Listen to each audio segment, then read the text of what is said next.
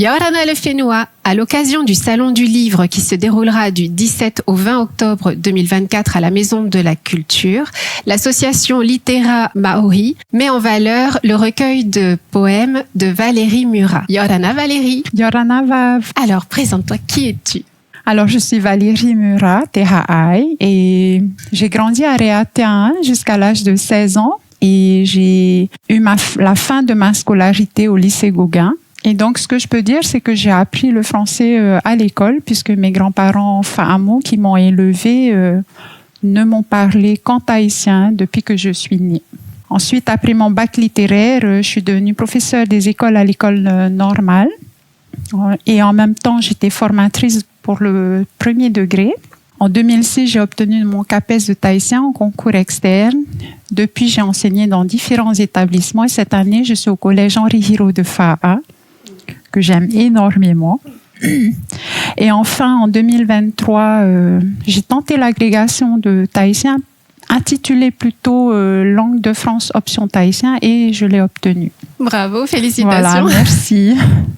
Et du coup, tu as poursuivi toutes tes études ici à Tahiti ou tu as dû partir en métropole? Alors non, j'ai eu un parcours assez, on va dire, lambda.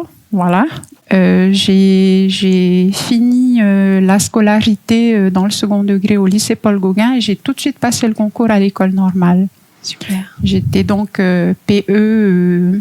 Je suis rentrée comme professeure des écoles en 92 et depuis je suis dans l'éducation. Et ce que je tiens à dire aussi, c'est que pendant des années où j'ai été professeure des écoles, j'ai pu participer à l'écriture d'albums de littérature de jeunesse en tahitien, également à la méthode d'apprentissage en tahitien. Donc, j'ai un petit peu œuvré quand même pour la promotion du réo. Oui, pour que le tahitien revienne dans nos écoles, c'est ça?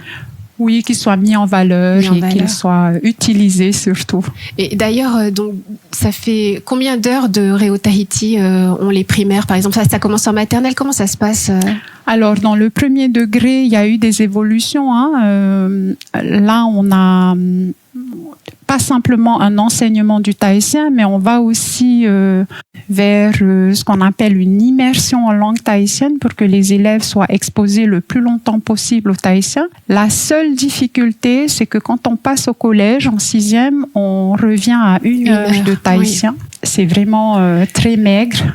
Et ensuite, les élèves ont le choix. Soit ils prennent 2h30 d'espagnol, soit 2h30 de tahitien. Et donc, c'est là qu'on a un rôle à jouer en tant qu'enseignant pour un petit peu motiver les élèves à s'orienter vers le tahitien. Et par quel biais tu penses que c'est le mieux pour les toucher un petit peu, pour les... Alors, en tant que professeur, j'ai pu observer des comportements chez les élèves qui n'ont plus envie de s'orienter vers le tahitien en LV2. Ces comportements-là sont dus généralement à un désintérêt. Ils ne voient pas l'intérêt en fait de s'intéresser au réo. Et on a notre rôle à jouer en tant qu'enseignant pour réconcilier les élèves avec leur langue, qui est aussi un vecteur de pensée, de schémas mentaux. Et on va dire, cette envie, elle est donnée non pas en leur faisant apprendre des listes de mots ou en leur demandant de s'exprimer correctement en tahitien, mais plutôt en la pratiquant dans la communication de tous les jours, en étant aussi dans une démarche actionnelle, c'est-à-dire qu'ils deviennent des acteurs sociaux en cours de langue tahitienne et ils sont forcés d'utiliser le tahitien pour s'exprimer. Oui, mais quand à la maison, les parents ont perdu leur langue natale, comment l'enfant, lui, tout seul à l'école, bon, ok, il est immergé, mais après, quels sont les outils qu'il peut aller chercher pour pouvoir se rapprocher de la langue tahitienne? Alors, des outils, on en a énormément. Dans le quotidien, on a les à Tahiti déjà. Et ce qui est intéressant, c'est que quand on passe des extraits de à Tahiti aux élèves en cours, en fait, ils ont une compréhension implicite de la langue tahitienne et ils disent « Ah, mais je comprends, là, on parle de ça, de ça. » Voilà, donc les outils sont là. Là où il y a une difficulté, c'est justement de ne pas baisser les bras devant ces échecs, devant ces difficultés-là qu'ont les élèves de ne pas pouvoir utiliser la langue tahitienne pour s'exprimer et de se dire qu'il y a un espoir, il y a encore matière à faire utiliser le tahitien. D'ailleurs, juste en anecdote, ce matin, je passais au marché, les mamas s'expriment très bien en tahitien et je pense qu'il faut arrêter de dire qu'on n'a pas d'outils. On a les outils et on a les ressources. Même au travers de la musique aussi, en fait, des chansons locales, du heiva, la danse, le orero, enfin toutes ces choses-là. Et puis récemment aussi du spectacle de Moana Ura Tehe Ura à l'occasion de la célébration de Henri Hiro. Tout ce spectacle en tahitien, Itai, c'est juste génial. C'est vrai. Et du coup, le recueil aussi, ton recueil qui comporte 40 poèmes. C'est ça, 40 poèmes bilingues écrits d'abord en réo et que j'ai essayé d'adapter en français. Ça n'a pas été facile. Mais bravo pour tout ce que tu as écrit, vraiment. Je te laisserai lire le titre et nous l'expliquer, s'il te plaît. Alors, ça s'appelle Raineo Te Aau, que j'ai rendu en français par les perchés du cœur. Raine, en fait, dans le dictionnaire, signifie fleur de cocotier, mais ce n'est pas le sens que j'ai voulu donner ici. Raine, ici, signifie les sillons du cœur. Alors, les sillons du cœur, parce que c'est un terme agricole qu'utilisait mon grand-père, qui était un tafapu. On allait au fapu, on apprenait à planter les graines. Et donc, c'est un petit peu ce sillon qui est creusé dans la terre, qui permet d'aérer le sol, également d'éviter une accumulation d'humidité, et donc qui avait un effet bénéfique sur le potager. Et Raine o Te Aau, en fait, c'est aussi ça, creuser en poésie, creuser avec les mots. Aller chercher au plus profond de toi. Exactement.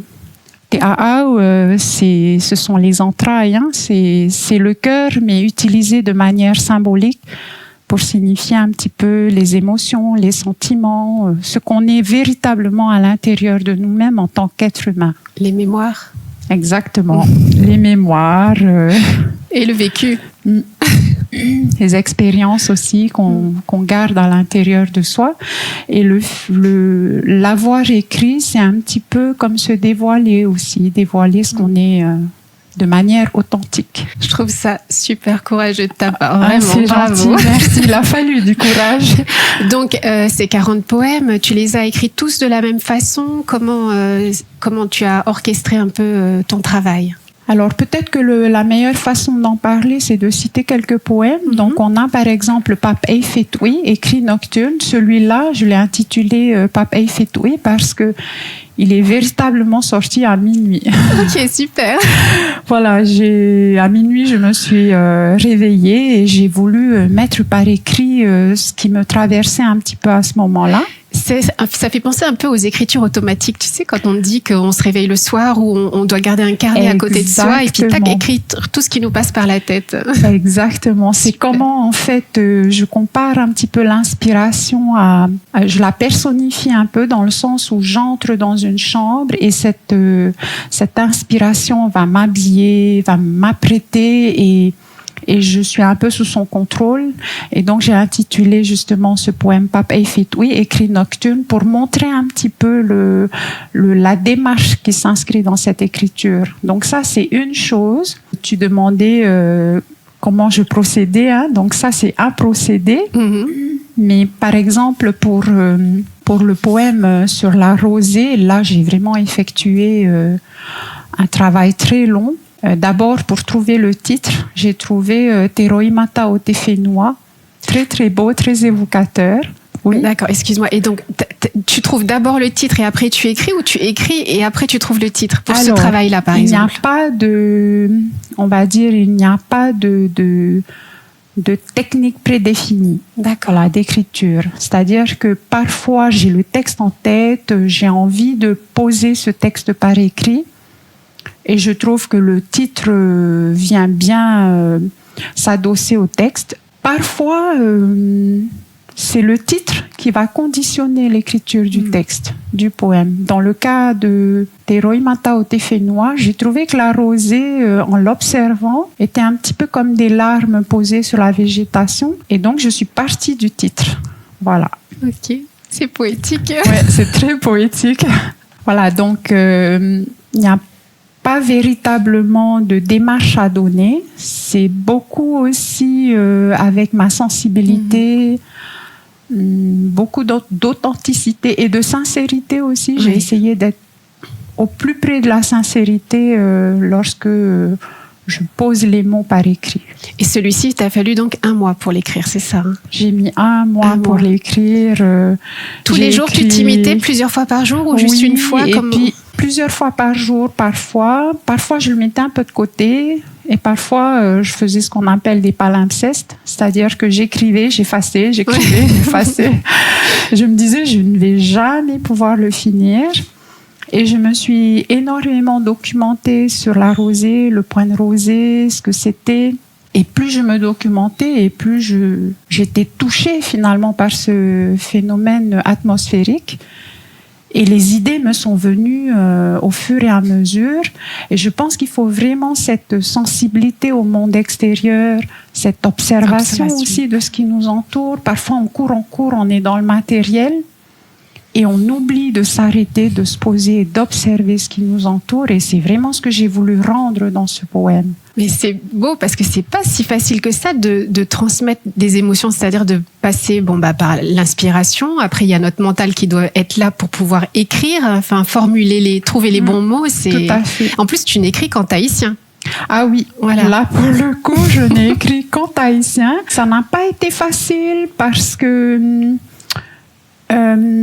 parfois, j'avais aussi des pensées en langue française et je me disais, je veux le rendre en tahitien, mais je ne veux pas penser en langue française. Je veux vraiment que les évocations me viennent en réo.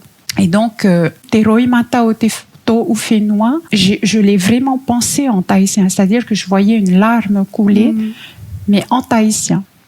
Et donc, si tu me permets, je voudrais juste, par exemple, te rendre un petit peu quelques vers. Avec plaisir. On est là pour ça. Te roi mata o te whenua. Hope o te poi poi. Tā tari te taio. Tā hei noa i te mana o te rā. Vai ho te whenua i aura whaho mai. Roi mata hau maru no tō whenua tumu. Et ici, dans la strophe suivante, e au i te mon au noan o ai te tuin ai te moua, taurumi to tapono, tomo atu e naruto i te peho. Dans la traduction en langue française, telle une huile bienfaisante ruisselant le long des montagnes et massant ses épaules, puis pénétrant les vallées, larmes d'onction pour ma terre. Oh là là, voilà. C'est magique. Et donc, il y a quelqu'un qui t'a aidé pour les traductions? Oui, alors, pour la traduction, j'ai procédé toute seule. Bravo.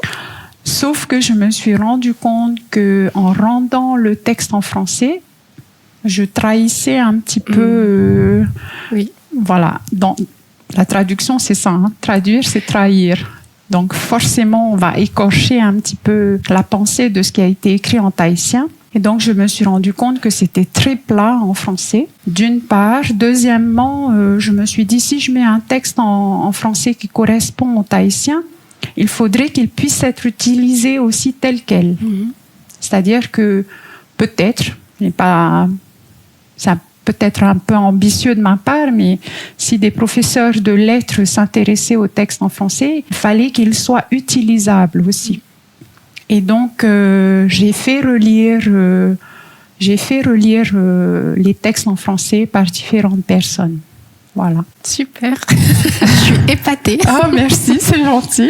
Et pour la version tahitienne, il y a eu des gens qui t'ont aussi soutenu ou aidé un peu pour des petits mots, des petites phrases, des expressions. Oui, voilà, des expressions, des choses où tu avais besoin d'être accompagnée. Alors, j'ai procédé toute seule pour l'écriture des textes en tahitien. Par contre, j'ai vu plusieurs fois Jackie Briand, qui a gentiment accepté de relire mes textes et qui m'a mis des annotations. Super. Voilà, il m'a apporté des conseils, des suggestions. Ce mot-là, on ne l'utilise pas dans ce cadre-là. Donc, ça a été vraiment très formateur pour moi d'être en contact avec lui.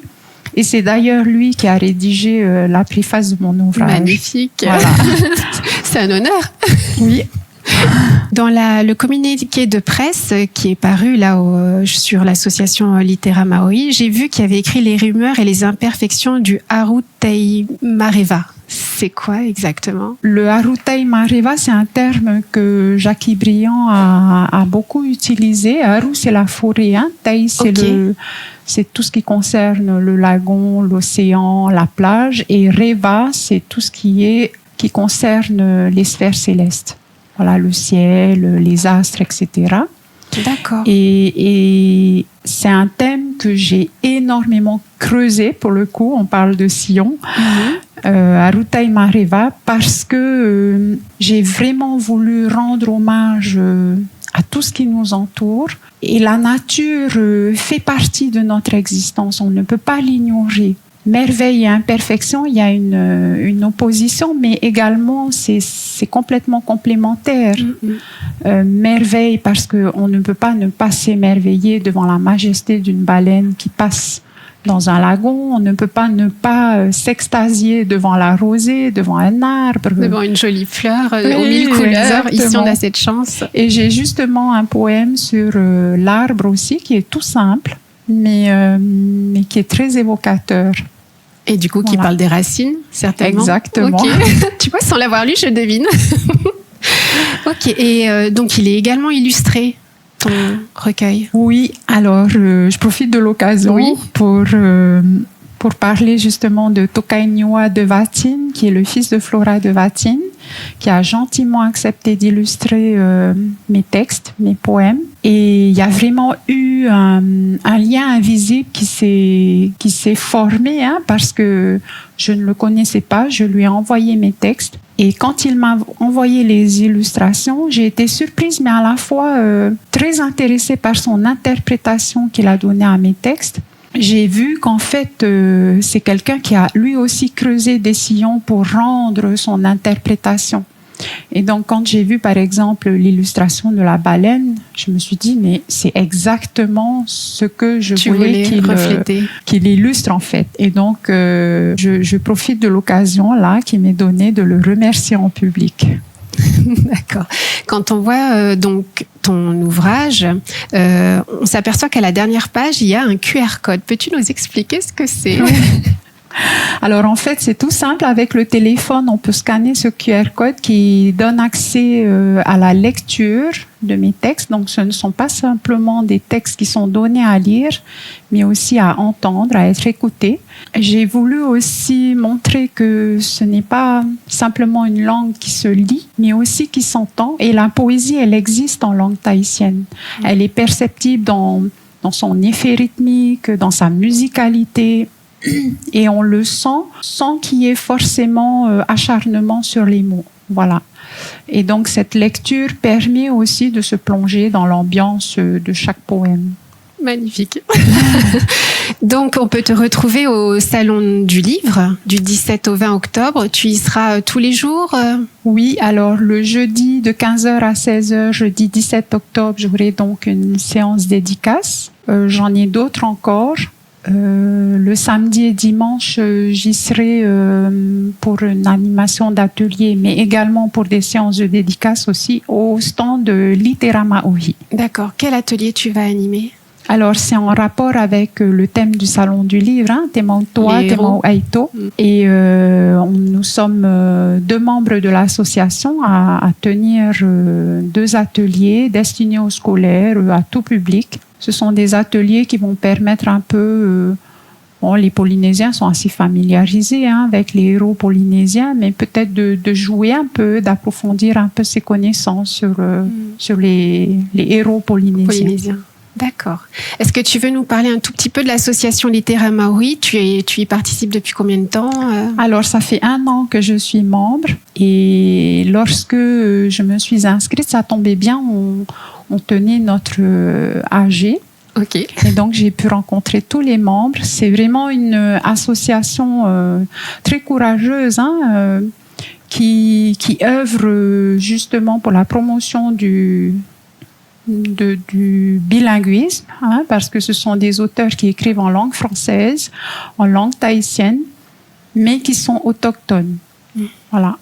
Et donc, c'est une association littéraire qui a vraiment pour but de promouvoir les auteurs de la place, les auteurs locaux.